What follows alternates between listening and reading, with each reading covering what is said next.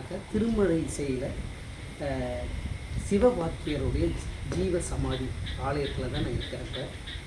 இங்கே வந்து பௌர்ணமி, அதேமாரி வியாழக்கிழமை, செவ்வாய்க்கிழமை நிறைய விசேஷம் உண்டு. இங்கே என்ன இங்கே முக்கியமாக ஒரு விசேஷம் அப்படின்னாக்க, நீங்கள் என்ன நினைக்கிறீங்களோ அதை தியானத்து மூலமாக உங்களுடைய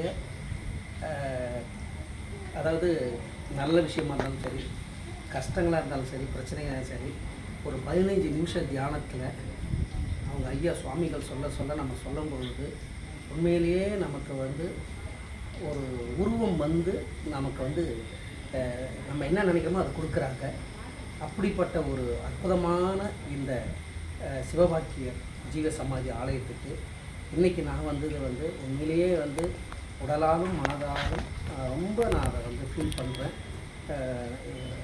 இங்கே வந்து பார்த்த பிறகு தான் தெரியுது, எத்தனையோ சிறப்பு விருந்தினர்கள்லாம் இங்கே வந்த பிறகு பல நன்மைகள்லாம் அவங்களுக்கு நடந்திருக்கு. நிறைய பக்தர்களும் வந்து அந்த தியானத்தில் உட்கார்ந்து அமர்ந்து அந்த தியானம் பண்ணிகிட்டு இருந்தாங்க.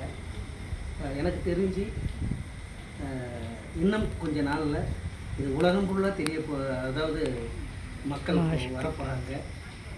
ஒவ்வொரு இடத்துலையும் நாட்டிலையும் வந்து தெரிஞ்சுக்கிட்டு கூகுள் பண்ணி வந்து இங்கே வந்து அந்த 15 நிமிஷம் தியானத்தை அனுபவித்து அவங்க நினைக்கிற காரியங்கள்லாம் வந்து சிறப்பாக அமையும் அப்படிங்கிறது எந்த ஒரு விதத்துலையும்